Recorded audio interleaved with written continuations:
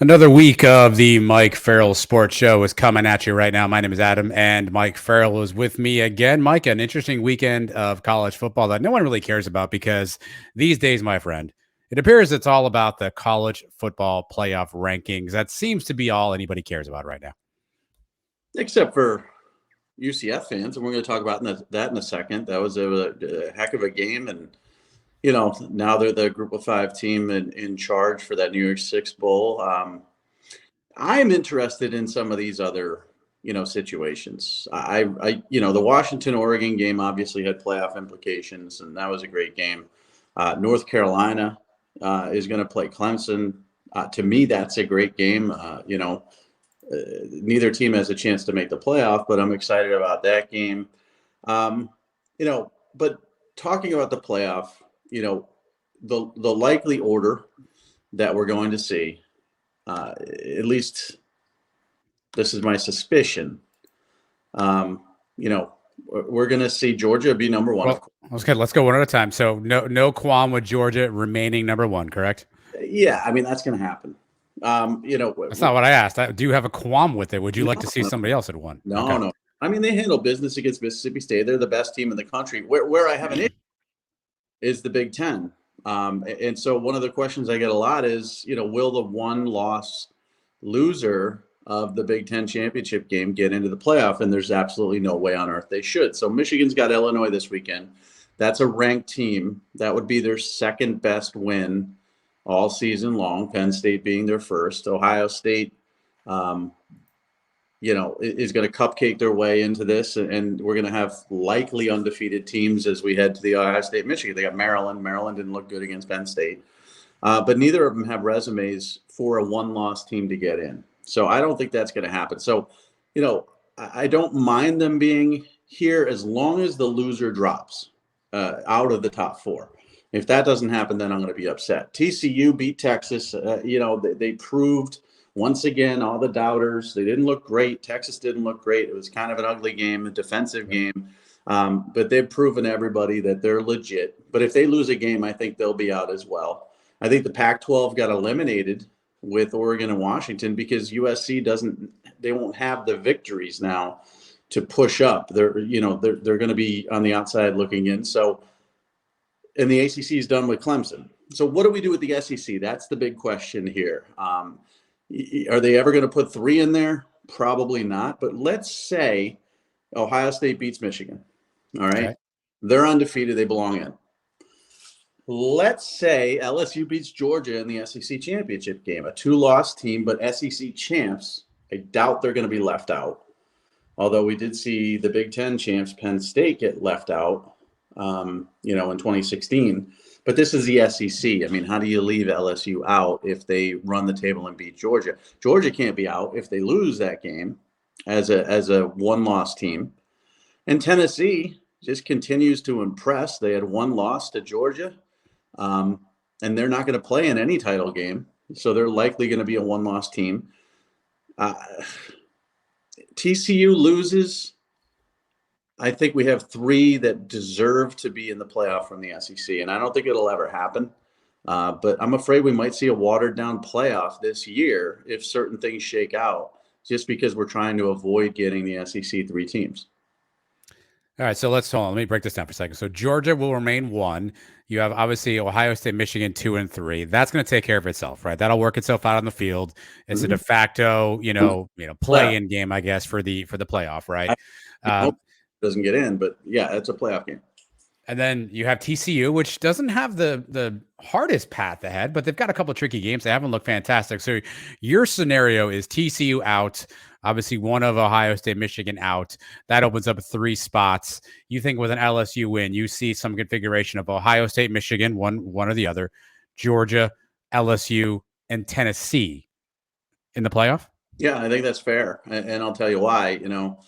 USC, if they run the table, they really don't have any significant victories. They have a loss to Utah. There's no other. I mean, UCLA lost to Arizona. That really hurts USC. Oregon lost to Washington. That hurts USC because And now, if they run the table, get in the playoff, they're going to play a North team with 2 losses instead of a team with 1 loss, and that's going to hurt. I don't think they're going to have the wins to get in. So you can eliminate the Pac-12.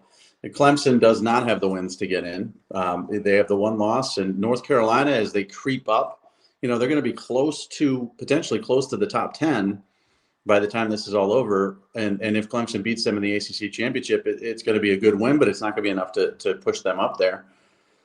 So who else are you going to put in? This is assuming TCU loses a game. Now, I've assumed TCU is going to lose a game probably for the last 5 weeks. This is a football team that's very hard to beat, very hard to kill. I thought they would lose to Oklahoma State. They came back and won that game. I thought they would lose to Kansas State. They came back and won that game. I didn't think they would lose to Texas. That line was wonky. I don't know why Texas was a 7-point favorite, but they held serve, so to speak, on the road in a tough atmosphere. They got Baylor, who's not very good this year or underachieving, Iowa State, and then whoever ends up, playing into the Big 12 championship game, they've already beaten that team. So, but I'm assuming there's a trip up here, and if there is a trip up, how do you leave Tennessee out? Let's say Tennessee runs the table. They go 11-1 with 1 loss to number 1 Georgia. They should not be left out for that, period. LSU, okay, they got Florida State and Tennessee. So you really can't put LSU, even as the SEC champion, ahead of Tennessee because Tennessee throttled them on the road. So there's a real interesting scenario here. When you look at resumes and actual on-the-field results, I think if these things occur, then you have to put these 3 teams in the SEC. You have to. Now, again, LSU running the table and beating Georgia, probably unlikely, but it's a scenario. Now, all things being equal, I think Georgia's going to win the SEC. I think Tennessee's going to get in as the 4th team. I think TCU's going to lose. And I think the loser of Michigan and Ohio State will be bumped out to 5. So I think that's what you're going to look at. You're going to have your playoff as Georgia, Ohio State,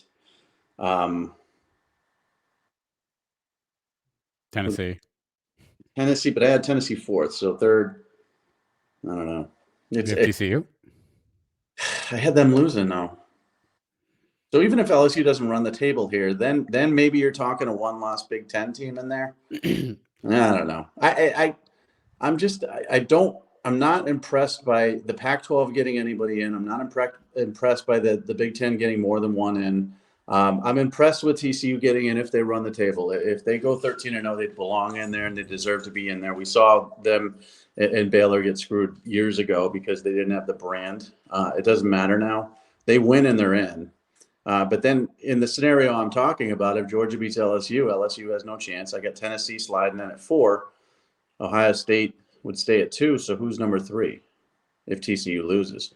That's going to be interesting. That's where the Pac-12 could slide in, or the Big Ten. Well, that's where, I think that's where it either becomes Pac-12 USC or it becomes whoever does not win that Michigan State Ohio or Michigan Ohio State game. And I would think that would be a bad scenario, honestly. I nothing against the Pac-12. I would love to see USC get in the playoff the first year and play Georgia in a 4-1 game. That would be fun, but I don't think they deserve it. I don't think, again, that the loser of Ohio State, Michigan has any reason to claim being a playoff team just because you went through a cake schedule. I guess maybe I'm rooting for a 3 out of 4 SEC, and I'm not a big SEC homer, but I think that would be the most fun. You put – so let's say Georgia loses, you got Ohio State as number 1 team in the country. Let's say you put LSU at number 2 with 2 losses. Can you even do that? I don't even know. No. Or maybe Tennessee's number 2 because they beat LSU. So then you've got Ohio State, Tennessee, LSU, and then LSU, Georgia. And then Georgia. And then you've got Georgia playing Ohio State, which would be a lot of fun. But an LSU-Tennessee rematch, would that be fun? I don't know. It's a mess. I love it. It's very messy. This is why we need an expanded playoff. It'll get messy from 8 to 9 or from 12 to 13. But it'll be a lot more fun because then we don't have to worry about 3 SEC teams. We know they're going to get in, and we can place them strategically. And Alabama would probably slide in as well in a 12 team. and you have better matchups. So I read an article the other day that said, I forget what game it was. Maybe it was Tennessee, Georgia, or it might have been LSU, Alabama. One of those two games wouldn't matter in a 12-team playoff. It wouldn't have the same feel. It wouldn't be the same excitement. That's absolute garbage.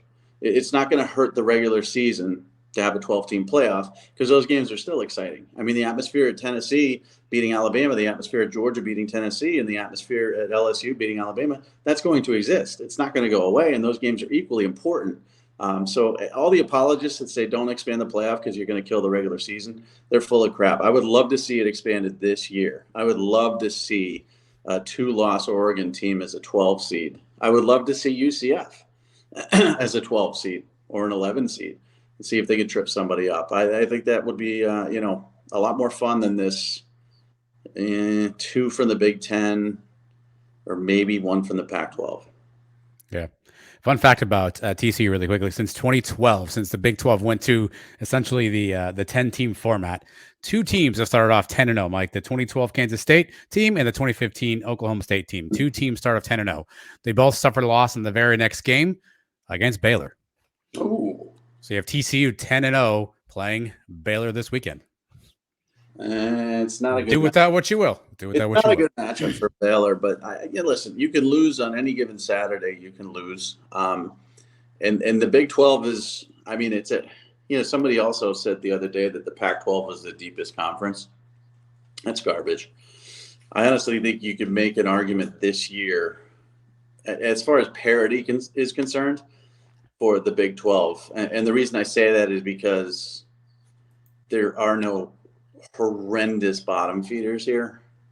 Everybody's kind of okay, and if they're not kind of okay, they're really good. So the Big 12 is a tough gauntlet. TCU's gotten there. They've survived so far. Baylor and Iowa State are not, really dangerous teams at this point, but anything can happen. They could certainly lose. But they're in the Big 12 title game. The problem with the Big 12 is now they have to go undefeated. Let's say Michigan loses somehow to Illinois, or let's say Ohio State somehow gets tripped up by Maryland. They can lose and come back and have a potential possibility. The TCU has to be perfect. They cannot lose a football game. Same with Clemson. We saw that, and we're learning the Pac-12. You have to be perfect too. What about Tennessee? If somehow they stub their toe against South Carolina or Vanderbilt, which seems highly unlikely, but that game's out. South Carolina, 2 points, strange things happen. Tennessee cannot afford another loss, right? No, they're done. I mean, if they lose, especially those 2 teams. I mean, South Carolina just got drubbed. Vanderbilt's horrible. I know they beat Kentucky on the road. I don't care. They're horrible. I mean, if they lose one of those games, they don't deserve to sniff the play. This is also one of those scenarios, very similar to Ohio State in 2016, where not being in a title game could be advantageous. To help you, yeah. I think the big thing we have to figure out for the viewers and the listeners, Mike, is, and I need you to work this out for me. How do we get Alabama back in the top 4? Because there's going to be somebody who wants Alabama up in that top 4. How does Alabama work their way back in the playoff?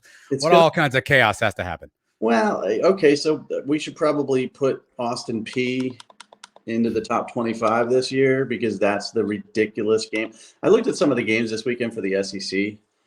Texas A&M was playing UMass. Yeah.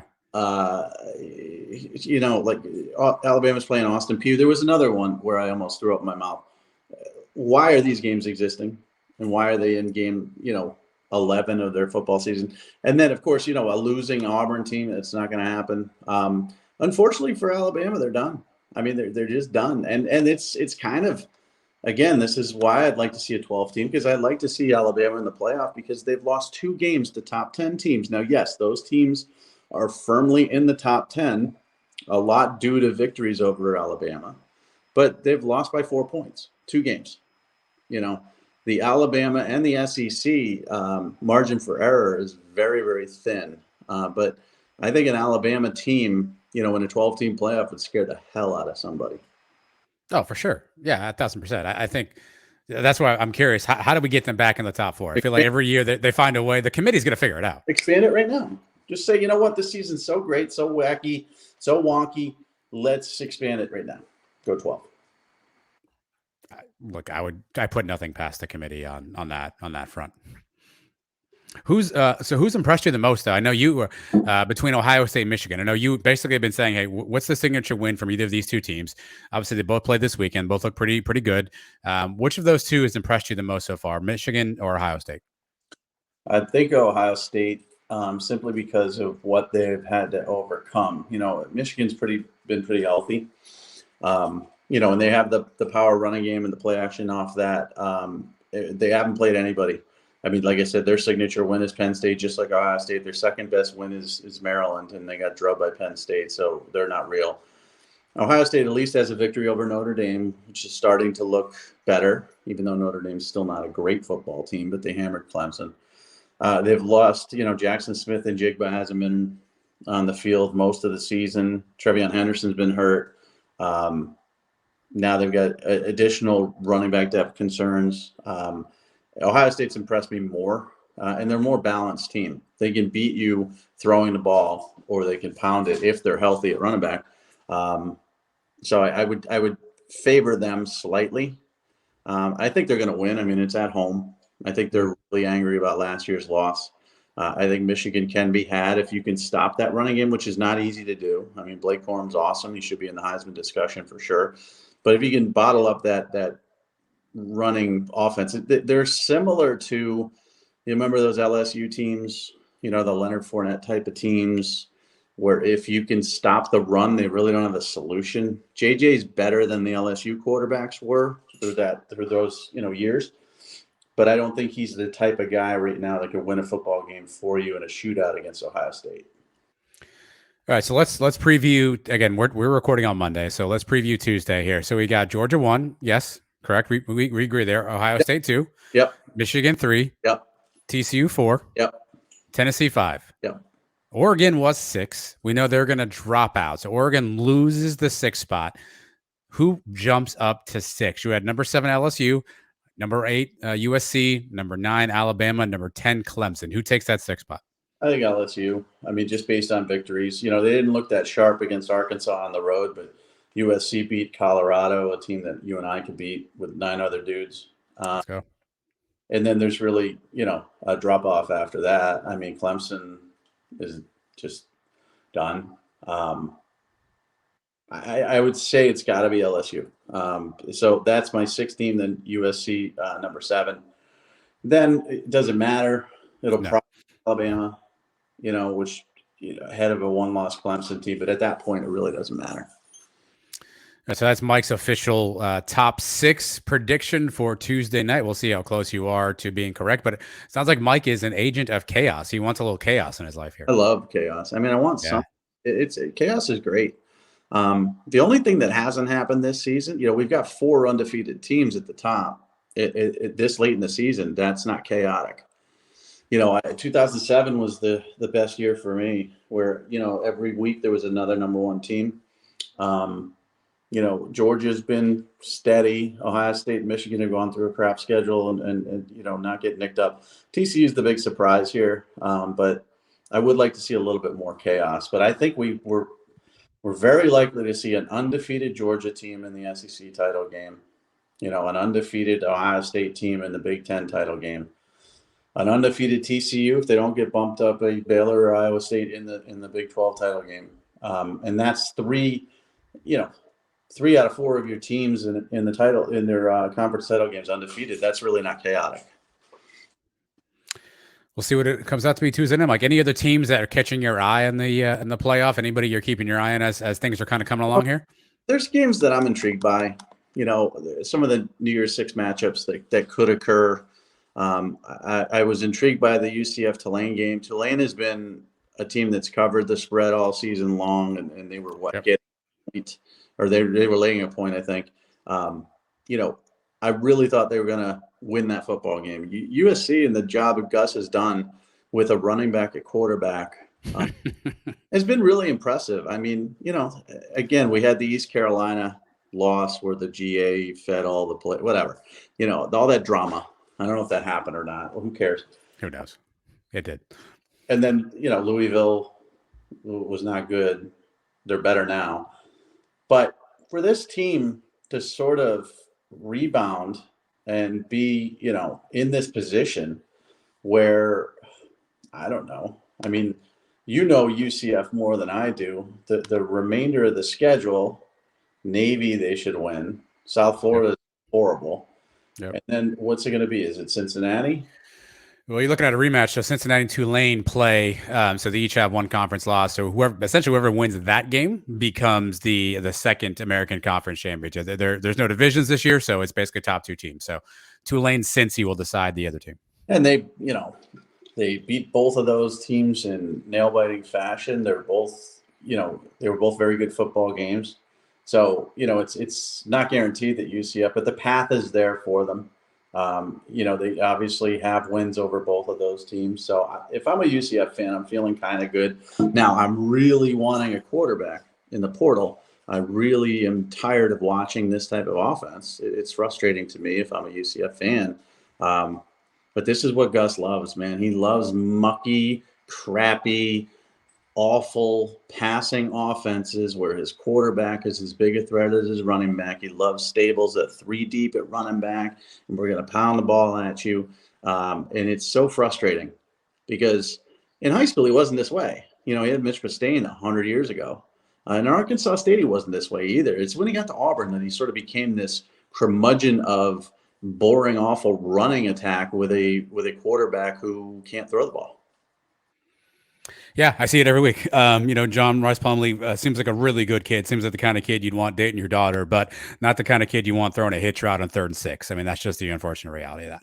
They better get a quarterback, in the portal for next season. And already talking about next season, I think there's certain teams on this, I'm looking at the top 25, are in really good shape for next year. And I'm not going to talk about the power teams, the Ohio States, the Georgias of the world, but I'm looking at teams that are coming on late in the season. North Carolina, yeah. May is unbelievable. Now they got to fix that defense. That defense is bad. It's gotten better, but it's bad. I think they're really a fascinating team to watch. Ole Miss, even though they don't have a quarterback, and they need offensive linemen who could pass block, Judkins, Evans, the rushing attack they have is very, very deep. They should all be back. They're going to be a bit of a problem next season, even though they lost to Alabama. I know, even though they just have two losses that Ole Miss fans are really upset with. And I look at Utah. Okay, so Utah had that one loss early in the season. You and Utah again. You love Utah. I do. I like their style of play.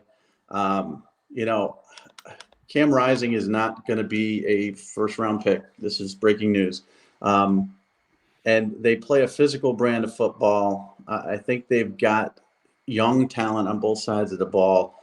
I can't explain making Anthony Richardson look that good, but he's looked better in recent games too. So maybe he just got in his own head against Kentucky. I don't know what happened, and then just lost confidence.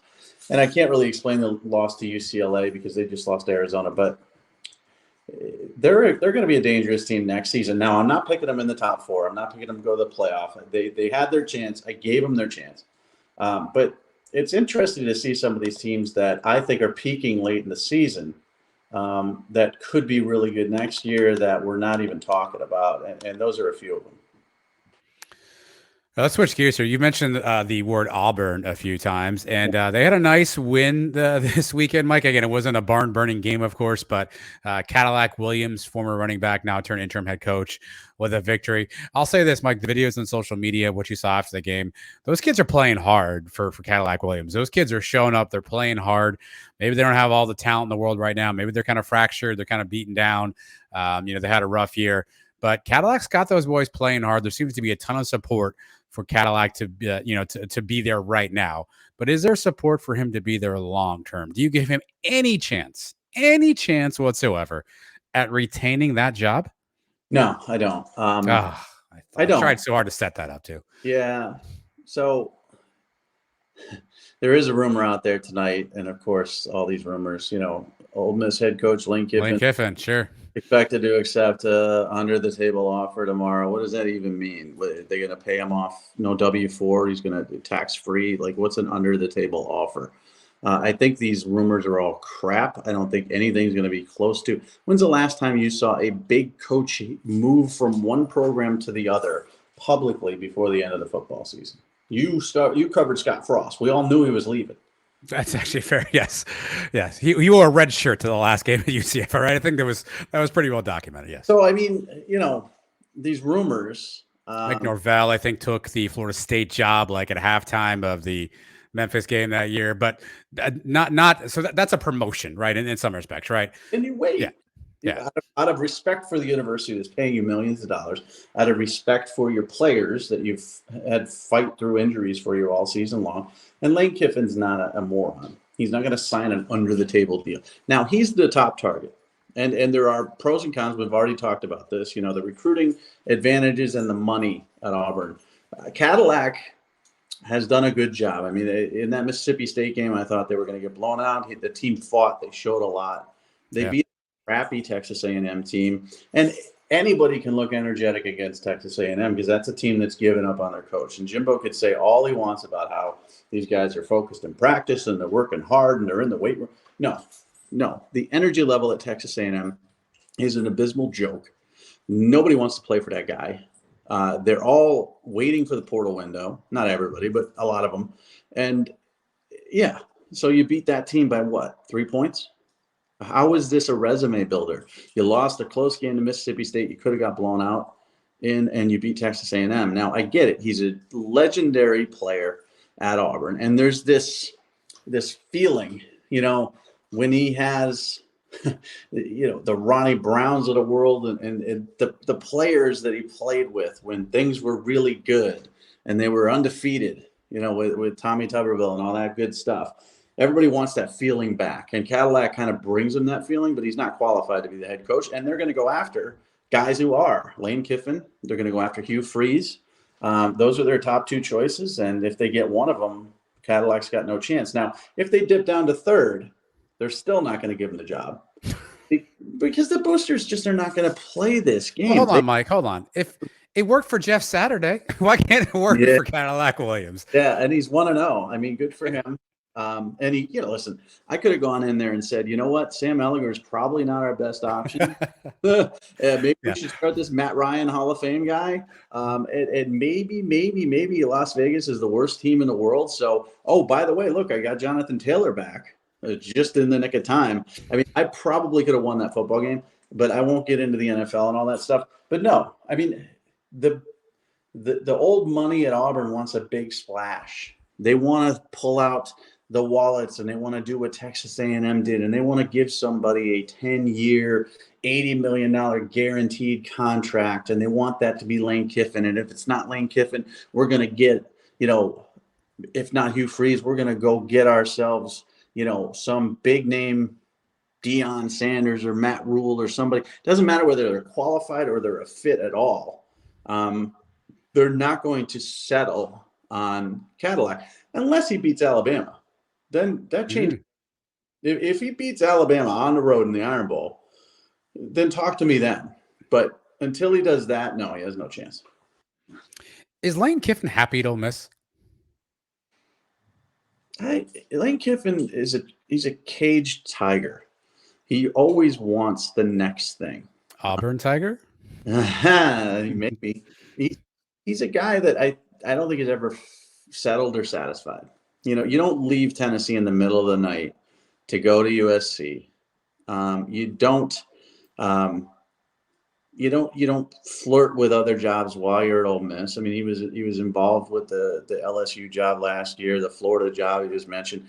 His agent's Jimmy Sexton, who is the guy who will, put his name out there and find a bunch of attractive offers. I don't think he's unhappy.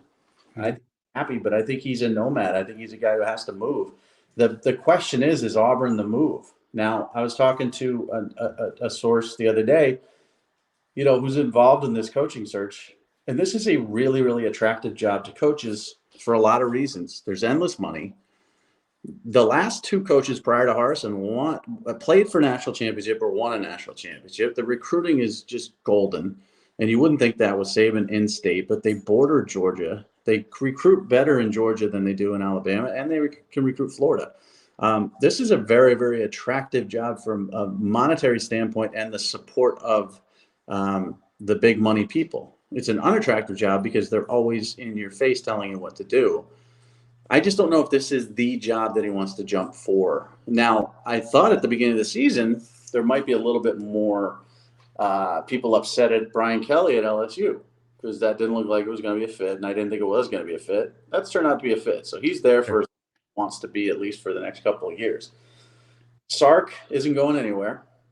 That's a big job, and Texas A&M is a big job too. But they got to come up with $86 million to get rid of Jimbo. So there's other jobs out there that may be available in a year or two, but not right now. So I don't know. I don't think it's a tough decision. I mean, if I'm choosing between a massive guaranteed money raise at Ole Miss or $80 million guaranteed at Auburn, I'm pretty happy because that's a choice where you can't lose. So he's a happy man. Cadillac Williams is not, though. I can't believe he doesn't get that job. No, I'm sorry. He just took the job. Joseph isn't getting the Nebraska job.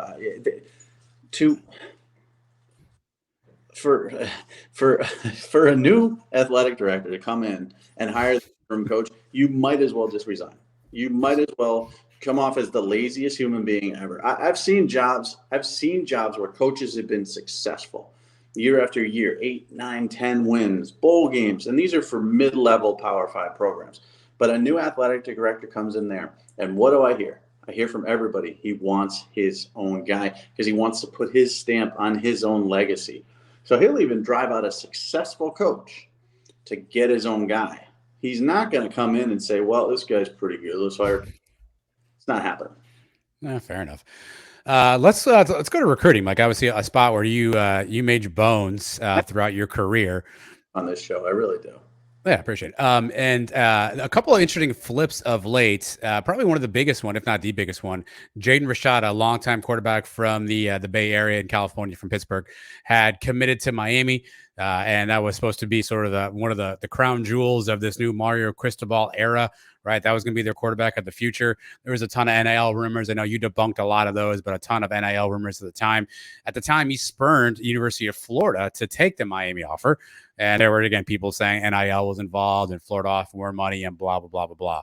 Well, lo and behold, Mike, this week, the old Twitter fingers come out. Jaden Rashada has now flipped his commitment, and he's now firmly committed back to the Florida Gators. I don't know if he was ever actually committed there, but he's now firmly committed to the Florida Gators. What does this say about Miami? Is this a direct reflection of the season they're having? Is this a direct reflection of the struggles that Mario's had? Or was Jaden's dream really to wear the blue and orange? No, I mean, this was definitely – so based on my information, the backstory on this one, the NIL opportunity at Miami was too much for his family to pass up on. Now, there's been talks of $7 million, $6 million, whatever. None of that's true. And there's also a lot of uninformed people out there that thinks he signed a deal with Miami. He did, but only for his high school career. There's two different NIL deals. There's the one where you're in high school if your state allows it, which California does. And then there's the college one. You have to suit up for the college team if they're going to pay you for that. And you don't sign that deal until after either the early sign-in period or the late sign-in period, when you actually sign on the dotted line that you're coming to that school. And even then, there's a lot of caveats and clauses because you could jump in the transfer portal any time. So money was, though, the driving force for him to go to Miami. The bad play, the poor play at Miami was the driving force for him to head to Florida. It's just a concern. Is Josh Gattis the right fit for offensive coordinator? Tyler Van Dyke, obviously, before he got hurt, had a bad season. His draft stock has plummeted. They haven't really shown a backup quarterback that's been developed and been successful. They beat Georgia Tech this weekend, so they're 5-5. But it's been a really disappointing year. And I think he felt that the opportunity, there's NIL opportunities at Florida as well, just not as lucrative. I think it was the opportunity to sort of get out of that situation where he didn't kind of choose. So your question was, he was never committed to Florida, but your question was, did he want to play for Florida? He did initially, but he chose Miami because of NIL. And now, because, Miami struggled so much, he's playing for the team he wants to play for. This is a West Coast kid who wants to get as far away from the West Coast as possible, far away from some personal situations. He wants to get far. Miami was as far as you could possibly get from Pittsburgh, California, pretty much. Gainesville's pretty far too. It's far enough. So this was a situation where the offense was stagnant and he didn't really see the fit there. He's sacrificing some NIL opportunities to go to the team that he felt himself was a better fit for him. And from what I hear, it was a very, very difficult decision for him. He's really torn up about it, but he's made his final decision and he's going to Florida. Well, so if you are a Miami Hurricane fan, are you concerned at all? I mean, you just landed Cormani McClain a few weeks ago, also picked Miami over the Gators. You have some other, obviously, top-rated recruits. If you're a Miami fan, are you getting concerned now? Do you think is there a trend that's going to emerge based on the season they're having? I think you're concerned if it becomes a trend, as you said. A quarterback in a class is a guy who leads and recruits. They've got Emory Williams in this class, who's a big, quarterback project, but he has similar statistics to Rashada. He's just not. He doesn't throw as well in a run. He doesn't run as well. He's a step behind him in every sort of aspect. Now, he could end up being a better quarterback. You just never know. But I think there was concern that the class might fall apart or might start to lose a lot of its momentum because of this. That's why this weekend's game, the win against Georgia Tech, was so important, because everybody started piling on this week. They lose Rashada, which was a kind of a stunner to everybody. Came out of and it happened overnight. So a lot of people were stunned by it. So then you got to get on the phone. If you're Mario Cristobal, you got to get on the phone with everybody and say, listen, this is, you hold the course, blah, blah, blah. But you also got to sell something. So if they went and laid an egg and lost to Georgia Tech by 2 touchdowns, that would have been a problem. I think that helps right the ship. They're still going to have, at best, a 6-6 season, at worst 5-7. It's still a disaster. It still doesn't look good. He's going to have to make some really important decisions in year one as far as his staff is concerned. But everybody I've talked to, the class is going to stay together, and they're closing on a lot of really, really highly rated kids, and they're in the mix for those too. So if I'm a Miami fan, I'm like, this sucks. And nobody in that building at Miami was happy about this. But I think they're going to keep it together. Well, you said 6-6, Mike. They had Clemson and Pitt left. I mean, those are 2 tough games. I mean, they could easily be 5-7, not even bowl eligible. Well, it's a good segue into Pitt, because they're really not having a great season, and they're kind of falling apart a little bit, and they just lost their quarterback in this class. Now, again, I agree with you. They're a better football team than Miami for sure, and we know Clemson, they're going to lose. I mean, there's no doubt. Clemson's not the juggernaut that we've used to seeing with Deshaun Watson and Trevor Lawrence, but even their B team can be Miami this season. So, even if it's 5-7, which isn't good at all, because remember, this was a team that finished winning 5 of their last 7 games last year, and a little bit of momentum with Van Dyke being a potential first rounder, all this stuff. And so the excuses that are being made is that this is such a rebuild, blah, blah, blah. They're falling on deaf ears to the fans because, Mike Elko at Duke has a better record, and he blew them out. Miami was on the upswing last year with a lot of momentum. So a lot of people are critical of the hires he made, especially with Gaddis on offense. So like I said, he's going to have to make some decisions. Pitt just beat Virginia. They beat Syracuse. They're on a little bit of an upswing after the Louisville and North Carolina losses, but it's really been an up and down season for them. They lost to Georgia Tech, which is kind of hard to explain. They'll beat Miami, though. You're right. I mean, 5-7 is likely. And that 45-3 loss to Florida State was a killer. I mean, that's the one that's being used against them the most. So right now it's about survive the season, survive the recruiting class, finish strong. You might be able to get up into the top 5 in recruiting. If not, at worst, you're probably going to be 7 or 8. And then add the talent and build on that. And maybe in a couple of years be a threat. Well, give us a precursor then, Mike. Are there other teams out there that you're hearing that their struggles this season could have some recruiting impact? A&M. I mean, Jimbo, every week he goes to the podium and says all things are great, but that meme where whatever the dude's in the bar, whether it's on fire and everything's fine, that's Jimbo. That is exactly so. Everything's on fire, everything's burning down. They lost Anthony Hill, their 5-star linebacker. They've only got 11 commits in this class after, the number one class in the country last year. Brevian Rogers, Hicks, some of their big-time commitments. Hicks was at Oregon, the defensive tackle. Rogers was at Texas. This is a perfect storm for their class to fall apart. Not good at all. Pitt, it was a disappointing. I mean, Desmond Howard had him in the playoff, remember? So, yes, this is a disappointing season because that division's not good. I mean, it's just not good. North Carolina looked like they were a bad football team when they gave up 61 points or whatever to App State, and they've righted the ship, and Drake Mays really saved them. But Pitt losing Kenny Minchie, who decommitted today, the quarterback, and he's going to end up at Notre Dame. That's a real killer to this class itself. Oklahoma is another one that's kind of hanging on to their class. They had a really good start to it. Everybody was excited. Venables is recruiting better than Lincoln Riley, blah, blah, blah. They lost a kid to Texas last week. They could lose a couple more. They're starting to slide a little bit. And Arkansas is intriguing to me because they've got a top 15 recruiting class right now. And everybody loved Sam Pittman last year.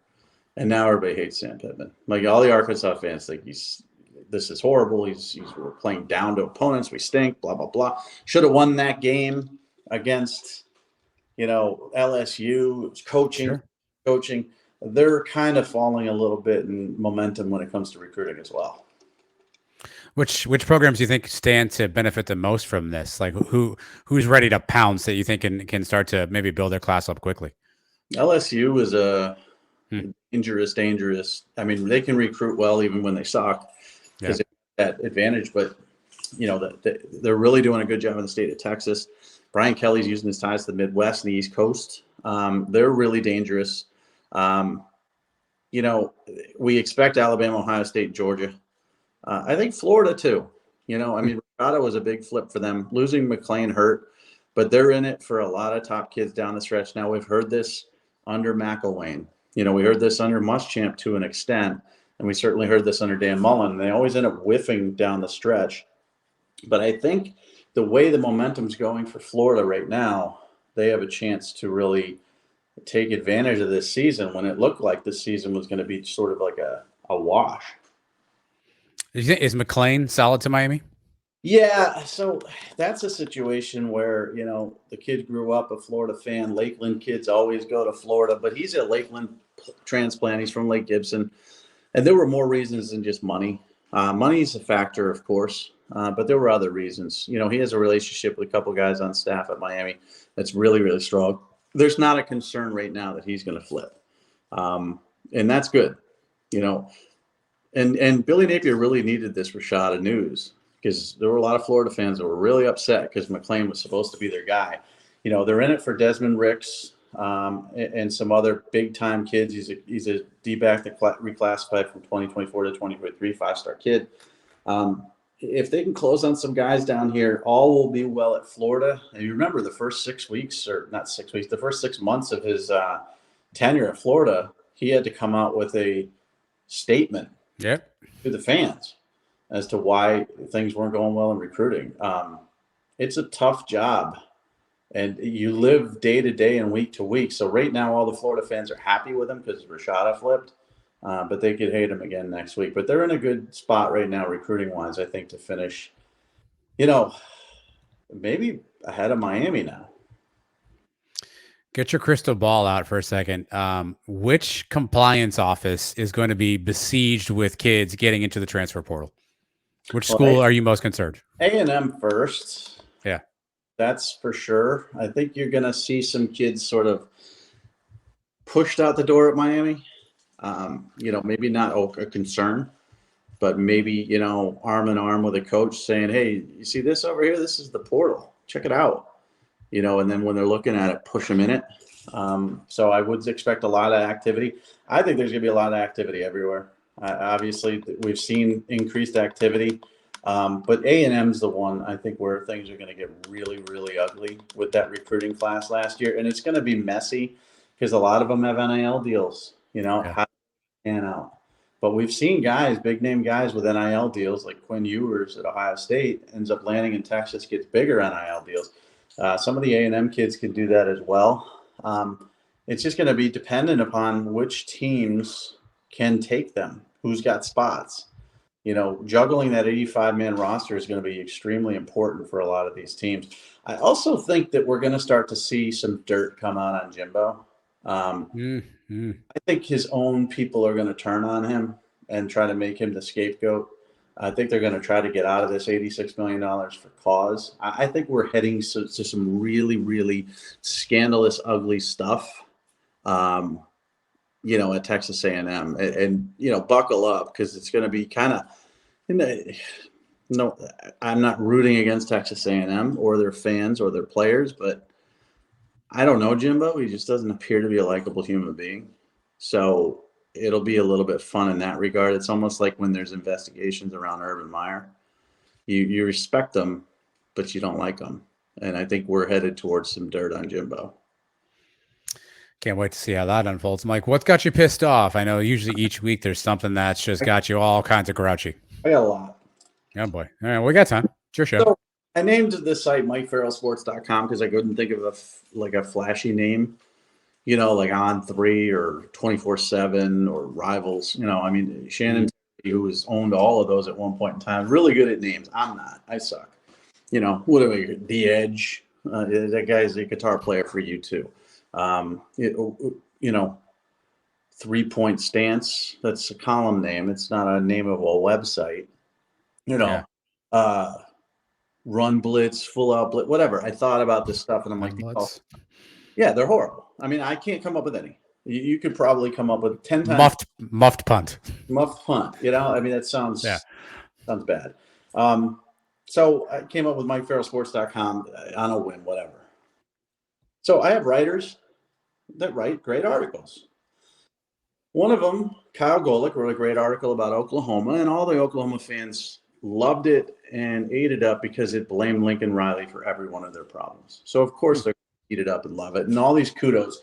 Great article, man. I thought you hated Oklahoma all your life. And, you can't explain. You can explain to the first person, I didn't write it.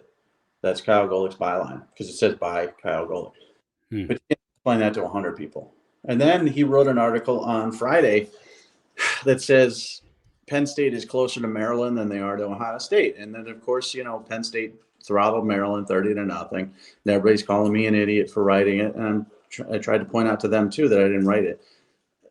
One moron, well, it's your website. It's your name.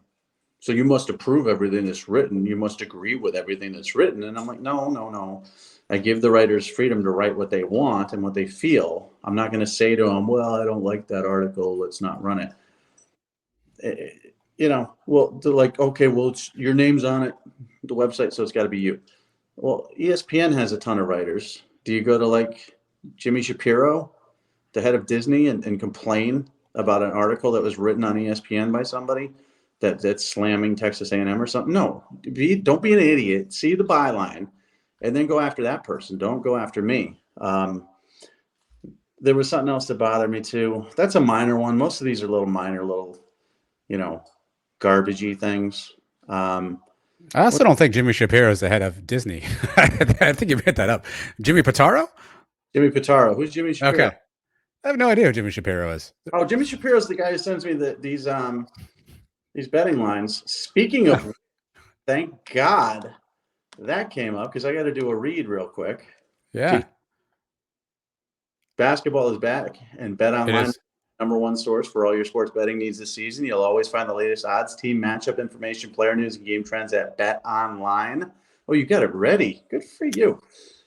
And as your continued source for all sports wagering information, BetOnline features live betting, free contests, and giveaways all season long. Always the fastest and easiest way to bet all your favorite sports and events, whether it's NFL, NBA, NHL, MMA, Texas tennis, boxing, or even golf. Head to BetOnline AG, as it says right there, your graphic, to join and receive a 50% welcome bonus with your first deposit. Make sure to use the promo code BLEAV, BLEAV, on your screen right there to receive your rewards. Bet online where the game starts. That's one of our sponsors.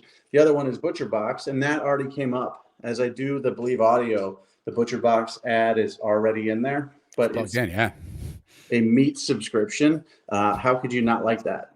I mean, you could get steak. Yeah. subscription, right? So there was one other thing I was pissed about, but I forget. Like I've already said I was wrong about Mike Norvell. So now every time he wins a football game for the rest of his life at Florida State, I'm going to get hammered. Yeah. But he got 6. I said he wouldn't get 6. You hammered me then. Now he's got 7. You have to hammer me again? That gets boring. You know, Old Takes Exposed already did it. They already put it out there, and we still got idiots coming out. I think that's it. There's something in the NFL that pisses me off too, and I can't remember what it is. The hell was it? It wasn't the Jets. Wasn't pissed about it. Did you watch that Bills-Vikings game? Yeah, I did. Great game. Unbelievable. I mean, I thought it was over, just like the Bills Twitter feed did, and they put out that tweet and then deleted that tweet, and it looked like it was over. I mean, Kirk Cousins with and that call. I mean, 4th and goal, game on the line, and you do a quarterback sneak with Kirk Cousins, who doesn't look very effective as a quarterback sneak quarterback. You have Dalvin Cook back there making billions of dollars. Heard of him. Yep. Have the up back Ham, who scored on a touchdown earlier on an inside handoff. You could do so many different things there. You could run a pick play for Justin Jefferson if you wanted to. So many different things. So that was a bad call. It's like, okay, Vikings, you deserve to lose. And then he fumbles the ball. But then they go down, 69 yards in like 3 plays, kick a field goal. I'm like, okay, Vikings, you're done now. And then they come out and win. So do we believe in the Vikings? I don't think so, because Kirk Cousins is still the quarterback. But yeah, he just threw a couple of those up there, and he's lucky he has a guy by the name of Justin Jefferson who comes down with some ridiculous catches, right? It just basically seemed like he wasn't even looking, chucked a ball in that general direction. That catch he made, and listen, the first point made, that's 4th and 18 with the game on the line. That defensive back trying to catch that football, should be fined internally. Bat that ball down. Knock it down. Yeah, knock it down. You idiot. I mean, you're told that since age 10, if you're any sort of defensive back, that in that situation you bat it down. But that catch was amazing. It was amazing. He was full on falling on his back, and he grabs the ball with one hand away from the defender. But that wasn't a great Kirk Cousins throw, and his second interception was absolutely ridiculous. Just threw it right to the wrong guy. I don't know if he's colorblind. Remember when it came out Vinny Testaverde was colorblind? Yeah. After all those years of interceptions, it's like, oh, maybe this is a problem. They're not wearing purple. That's actually my only favorite one until it came out that Jameis had LASIK. That one was funny too. And the memes for Jameis, because there weren't memes around with Vinny Testaverde, right? But the memes for Jameis were hilarious. All the glasses memes and stuff like that. But I'm not buying it on the Vikings yet. I don't care if Jeff Saturday got the coaching job. I do care that, the Raiders hired Josh McDaniel, and that team is a joke. I'm not a big fan of Derek Carr crying at the podium. I'm not a big fan of Clark Lee crying when he beats Kentucky. There's no crying in football unless there's some, obviously like the tragedy at UVA. You can cry.